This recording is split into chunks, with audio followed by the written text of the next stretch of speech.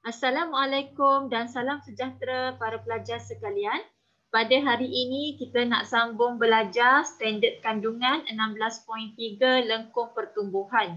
Untuk buku teks tingkatan 5, para pelajar dapat dapat lihat di 1.3 pada muka surat 17, lengkung pertumbuhan. 16.3 itu mengikut di SKP dan 1.3 itu mengikut buku teks, adalah benda yang sama ya. Jadi untuk bab 1 ini yang bertajuk organisasi tisu tumbuhan dan pertumbuhan. Jadi standard pembelajaran untuk pada hari ini iaitu murid akan dapat memerihalkan jenis tumbuhan berdasarkan kita hidup. Murid dapat mencerakinkan lengkung pertumbuhan untuk tumbuhan semusim, tumbuhan dui musim dan tumbuhan saka. Untuk mengeksperimen ni kita kena buat nanti kelas bersemuka lah apabila sekolah dibuka nanti, insya-Allah. Jenis tumbuhan. Jenis tumbuhan ini dikelaskan berdasarkan jangka hayatnya. Ada 3.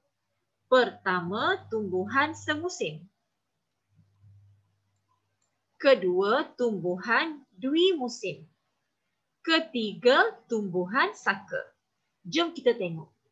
Apa jenis-jenis tumbuhan ini? Baiklah. Tumbuhan semusim merujuk kepada tumbuhan yang mempunyai satu kita hidup untuk semusim ataupun setahun.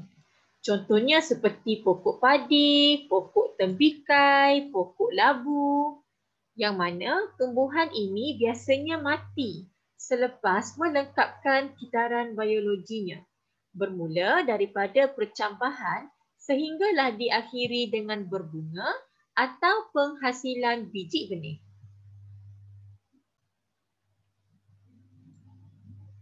Yang kedua, tumbuhan dui musim.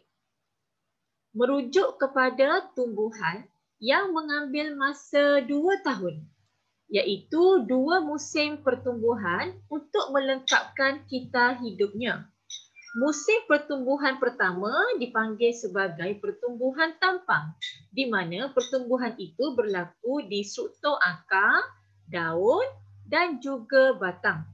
Untuk musim pertumbuhan kedua ialah di mana pada masa ini pembiakan berlaku. Kebanyakan tumbuhan dui musim tumbuh di kawasan beriklim sederhana. Maksudnya negara yang beriklim 4 musim. Yang ada musim sejuk, musim panas, musim luruh, musim bunga. Okey, setelah mengalami pertumbuhan tampang, proses pertumbuhan akan berhenti seketika pada musim sejuk.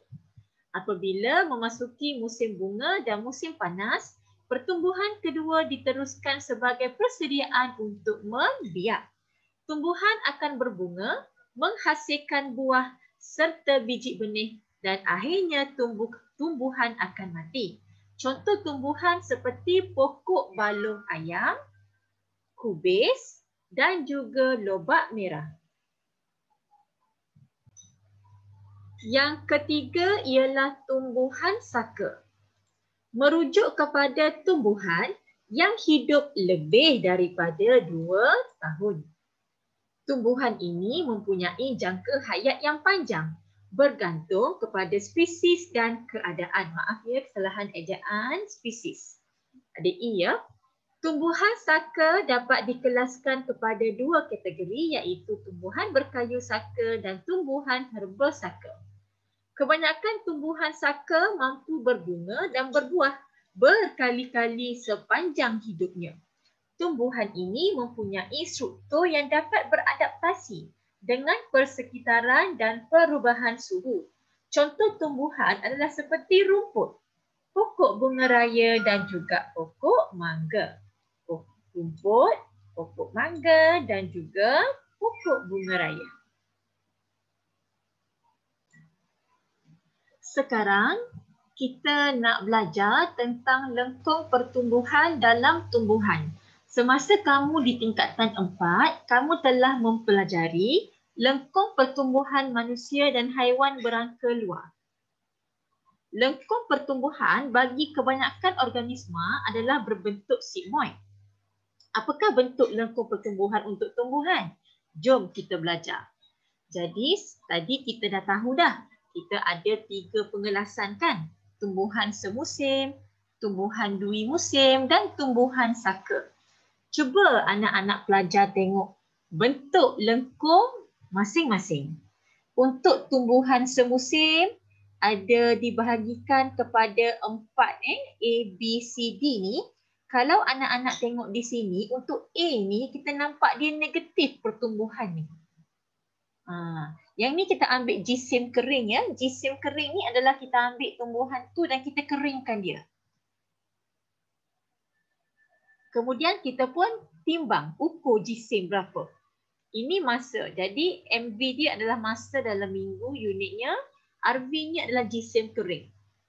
Jadi kalau kita tengok kat sini untuk bahagian A ni kita nampak dia negatif. Iaitu jisimnya berkurang.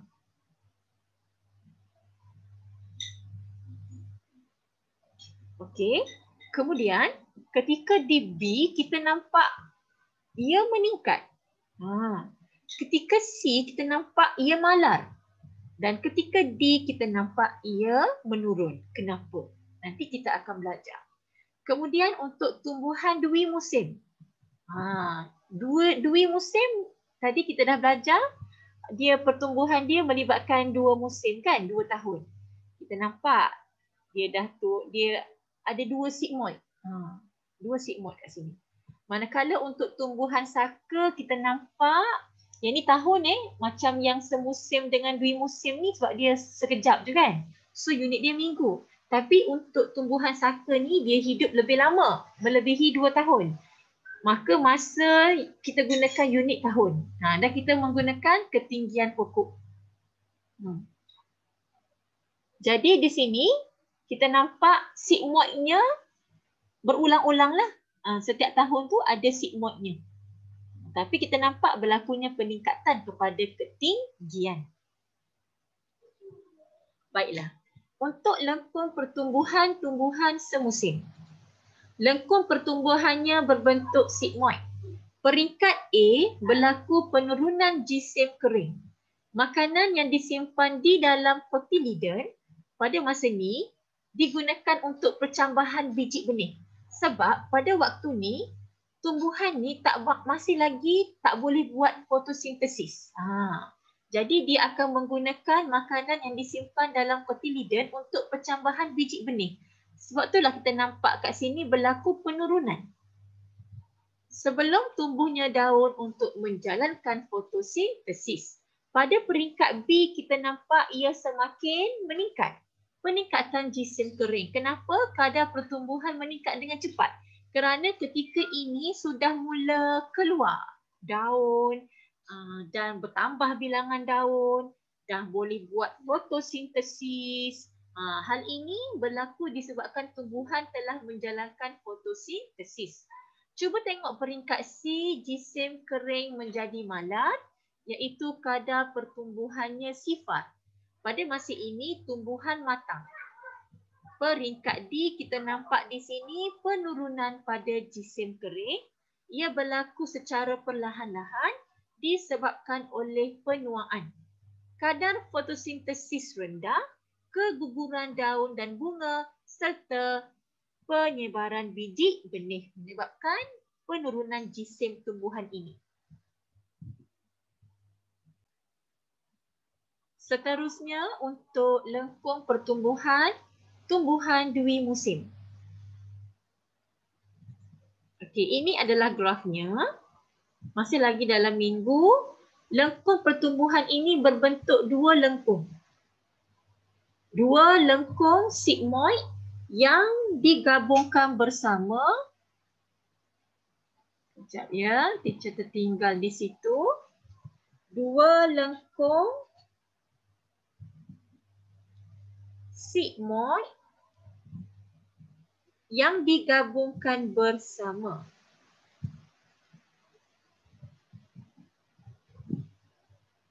Ini adalah lengkung sigmoid yang pertama, ini lengkung sigmoid yang kedua. Ketika musim pertumbuhan pertama, tumbuhan menghasilkan daun, berlakunya fotosintesis. Makanan disimpan di dalam umbisi. Ketika musim pertumbuhan kedua, makanan simpanan digunakan untuk menghasilkan bunga dan biji benih. Kita dah belajar tadi kan, ketika musim pertumbuhan kedua ni berlakunya pembiakan bagi tumbuhan dui musim.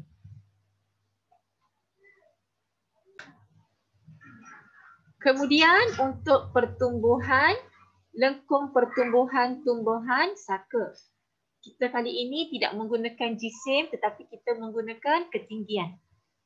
Masa pun lebih lama iaitu tahun kerana tumbuhan saka ni dia hidup melebihi 2 tahun. Lengkung pertumbuhannya terdiri daripada jujukan sigmoid yang kecil. Ni kan? Boleh nampak kan? 1, 2, 3, 4, 5. Banyak ni. Jadi lengkung pertumbuhan pada setiap tahun berbentuk sigmoid dan pertumbuhan ini berlaku sepanjang hayat.